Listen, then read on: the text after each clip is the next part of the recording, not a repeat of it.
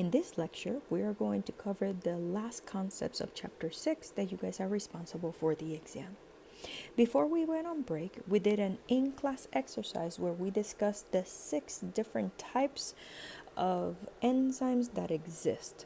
Now, when it comes to this in the exam, remember, I will be giving you the substrate, the product, and depending on the changes that you observed in the functional groups or the structures of these 2 compounds, you will be determining one of these 6 classifications.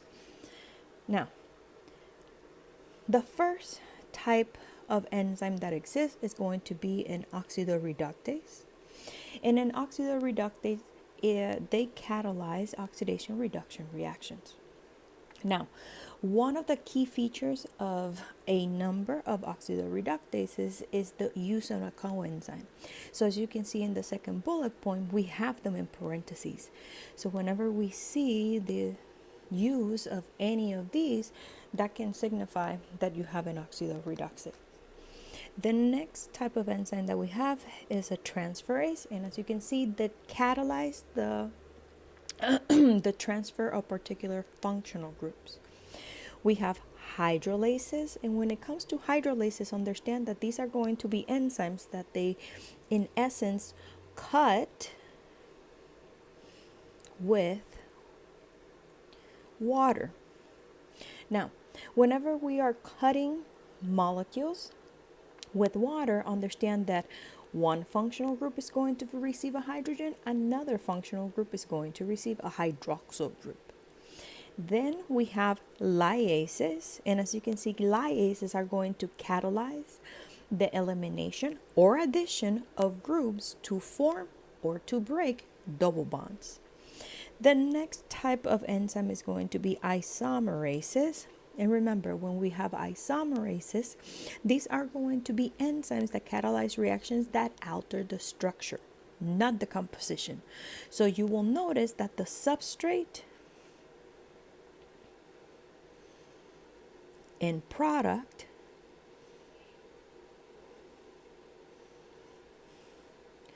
will have the same chemical formula.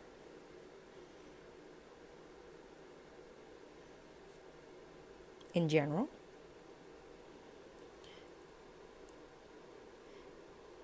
and different attachment of atoms.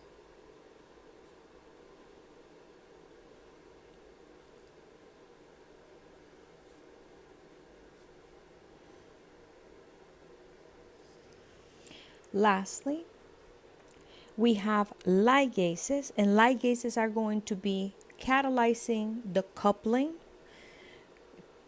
Another word for coupling will be linking or gluing 2 compounds, okay? Some of these catalyzed reactions performed by ligases, understand that there will be a water molecule produced. But one of the important things is that many enzymes that are ligases are going to be utilizing ATP as a source of energy in order for the catalysis to occur. Now, there are factors that affect enzyme activity, and the first one of them is temperature. Okay, so when it comes to temperature, both low temperature and high temperature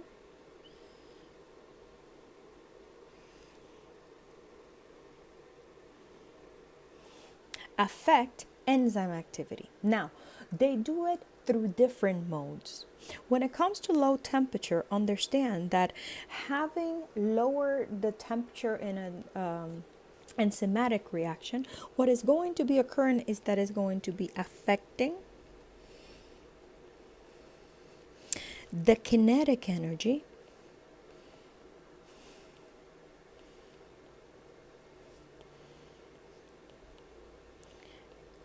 of the reaction. Because once the temperature has been lowered, now the molecules won't be moving as much as or as fast. So that is going to be, in a way, reducing the amount of collisions that are going to happen in order for these molecules to meet and to perform the reaction. When it comes to high temperature, understand that depending on how high this temperature is, it will be affecting enzyme activity. At times, high temperature could increase the number of reactions, but understand that if the temperature goes too high, then high temperature can affect the structure of the enzyme and basically create changes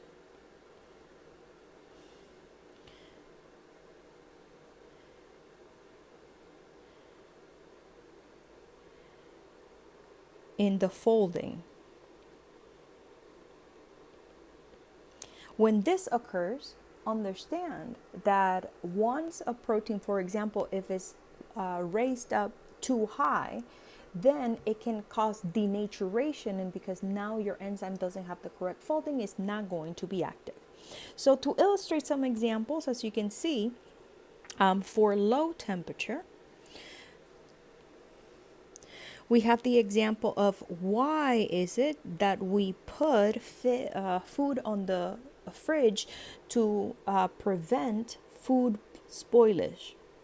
Because if that happens, then the enzymes that promote the spoilage or the culprit of certain products will be slowed down. Again, we are slowing the kinetic energy. Now, when it comes to high temperature, the example, as you can see, is the second bullet point. And when it comes to the second bullet point, understand that this high temperature can destroy, specifically the enzymes that are present in this bacteria. So that's why at times in hospitals and clinics, we have the use of autoclaves in order to disinfect. The next factor that affects enzyme activity is going to pH. Previously, we learned that optimal pH is going to be a small range in which the enzyme has its maximal activity. Now, understand that because changes in pH can make or break intra and intermolecular bonds, it can change the shape of the enzyme, and that's how it can affect it. Now, optimal pH, it is utilized, as you can see on the third bullet point, to maintain the tertiary structure and quaternary structure for those enzymes that have a quaternary structure. So understand that fluctuation in pH will be affecting structurally these enzymes. The next topic that we are going to be talking about is section 6.7, which has to do with enzyme inhibition. So by definition, an enzyme inhibition refers to a reduction in enzymatic activity. It could also affect enzyme production, or it can affect enzyme-related processes. We can utilize enzyme inhibition to elucidate metabolic pathways, identify functional groups in the active site of an enzyme, produce information about substrate specificity, study the mechanism of action of an enzyme, and most recently, the enzyme inhibitors can also be used to treat diseases. Now, understand that these inhibitors are going to be molecules that bind enzymes to reduce their activity. Typically, they're very specific and they work at relatively low concentrations. They are going to only block the enzyme action. They are not going to destroy the enzyme itself.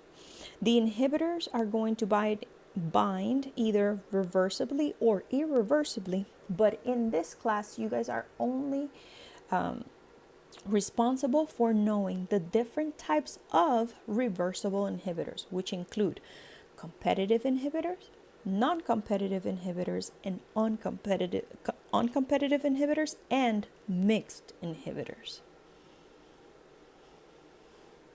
So let's study the first type of inhibitor, which it is a competitive inhibitor.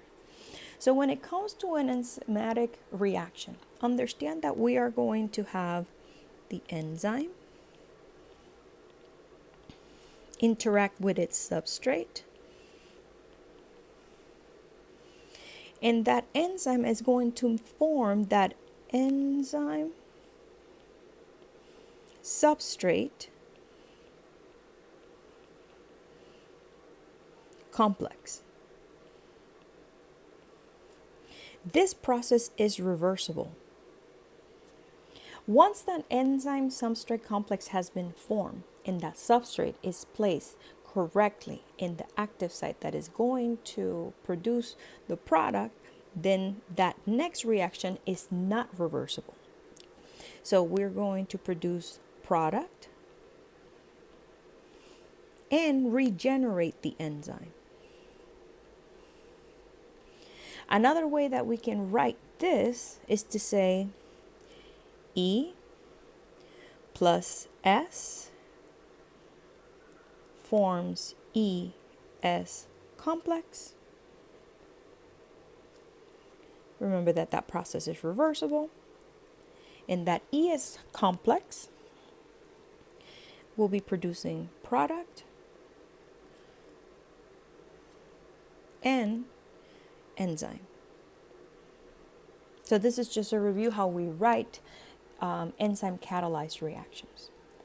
Now, understand that when we have a competitive inhibitor, this molecule that it is the inhibitor is going to bind at the enzyme's active site. So, as we can see from the diagram that we have on the left, we have a graphic representation of an enzyme catalyzed reaction. Our substrate is going to be this blue blob that I highlighted in green. And typically the enzyme, which is again this larger molecule that is in orange, is going to turn that blue molecule into this green product. Now, if we have an inhibitor, understand that this inhibitor is going to be making a complex now with the enzyme by itself. So now we have an inhibitor enzyme complex, and I highlighted that in green, and because now that is present in the reaction, then the regular substrate cannot bind the enzyme to produce the product. So once the inhibitor occupies the active site, there will be no reaction. One of the features about the competitive inhibitors is that they can be reversed by adding more substrate. And that is in the case that the substrate and the inhibitor itself are going to have about the same affinity to the enzyme itself. Now, one of the other features when it comes to competitive inhibitors is that they have similar structures when we compare them to the enzyme's natural substrate. And to illustrate an example about a competitive inhibitor, here in the slides on the right side, you have the example of malonate inhibiting succinate dehydrogenase. So on part A, so the top part of the figure, we have the enzyme interacting with succinate, and succinate is turned into fumarate, okay, and you reproduce the enzyme. So part A is going to be the normal reaction. Now part B of this figure is going to show you the inhibited reaction, in which malonate is going to occupy the active site of succinate dehydrogenase and no product will be formed. One of the main things that I want to illustrate with this example is that if we look at the functional groups that are present in succinate when compared to malonate, the only difference between the two molecules are going to be the presence of an extra CH2, which I highlighted in purple, in the succinate molecule. So again, malonate contains one less CH2, but the rest of the molecule is about the same. Let's move on now to non-competitive inhibitors. So when it comes to non-competitive inhibitors, understand that at the level of non-competitive inhibitors, there's something that is very particular about this system, which I'm going to highlight now in deep purple. Now, this inhibitor is going to bind allosterically to the enzyme itself. What does this mean? An allosteric site is going to be a non-catalytic region in the enzymes where these regulators are going to bind. In this case, as you can see, the inhibitor, which I highlighted in deep purple, is going to bind at a site that is different from the active site. Now, one of the things that I want you guys to notice is that this binding of the non-competitive inhibitor to the enzyme can happen to the enzyme itself, or it can happen to the enzyme substrate complex. And this inhibitor will have the same affinity for enzyme substrate complex and for the enzyme itself. The most important thing in the system is that once the inhibitor is bound, that it's not going to be producing product. Now, one of the features for non-competitive inhibitors is that they cannot be reversed by adding more substrates, so other techniques have to be employed. Another thing is that if we compared structurally non-competitive inhibitors to the actual substrate of the enzyme, they do not have similar structures. Now, understand that to give you guys an example of a non-competitive inhibitor, I'm illustrating heavy metal poisoning, specifically how mercury is utilized to inactivate, or how mercury it makes enzymes inactive. So as you can see, in this case, we're illustrating how mercury is going to be interacting specifically with cysteine residues. And here we have illustrated two of them. Heavy metal poisoning specifically is going to make covalent bonds with those cysteine residues, and that's what results in inactivation of the enzyme. Okay? Let's deal with the last type of enzyme, or the last general type of enzyme inhibitors before we go to mixed inhibitors, which is actually a combo. And that is uncompetitive inhibitors. When it comes to uncompetitive inhibitors, understand that the main feature for it is that they bind only the enzyme substrate complex, and they do it allosterically. Okay? So the use of these uncompetitive inhibitors happens or they are mostly used in reactions that have two or more substrates or products. The main thing, or one of the main features when it comes to this inhibitor, understand that it locks the substrate to the enzyme, preventing its release.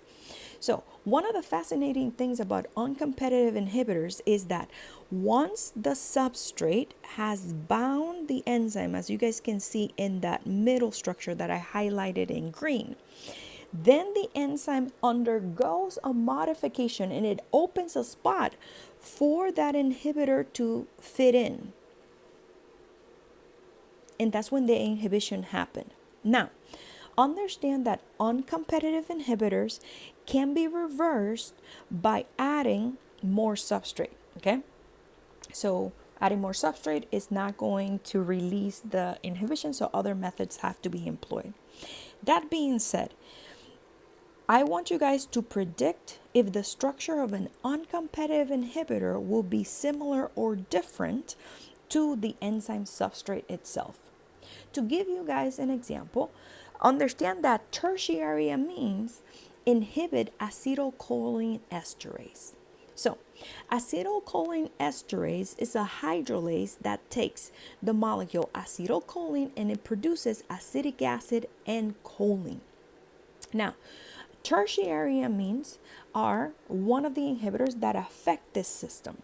So, take into account how similar would a tertiary amine will be compared to the whole molecule of acetylcholine when you're answering the question in the bottom. The last type of inhibitor, okay, which is a combo inhibitor, is a mixed inhibitor. Now, when we're dealing with mixed inhibitors, understand that they bind allosterically with different affinities to the enzyme and the enzyme substrate complex. Why do we need to specify that that is a feature of these type of of this types of enzyme inhibitors?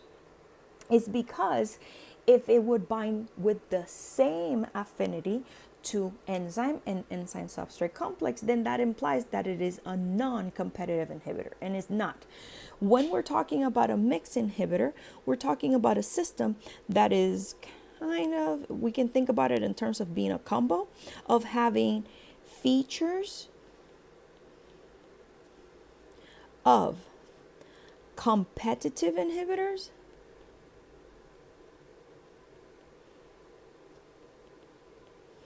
and features of uncompetitive inhibitors.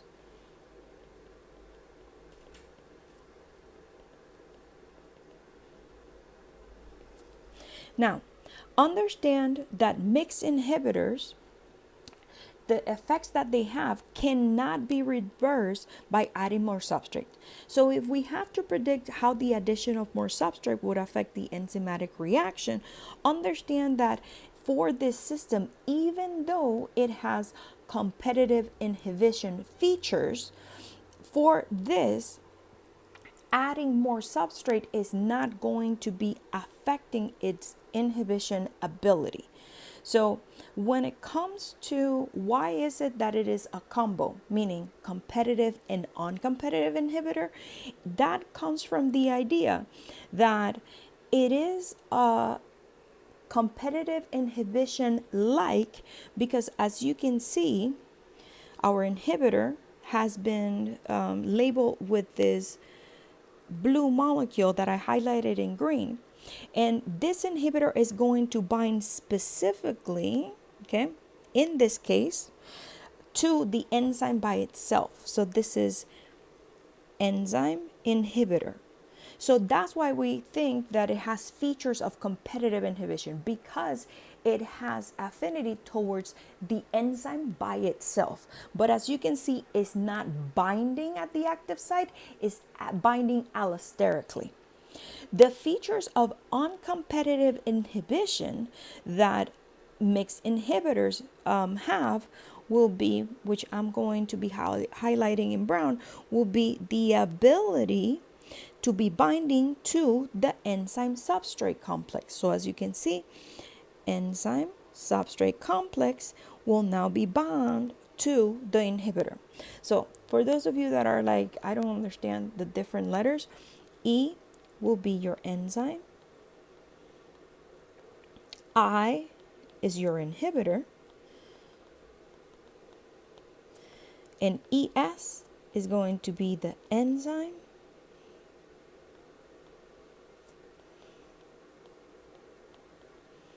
substrate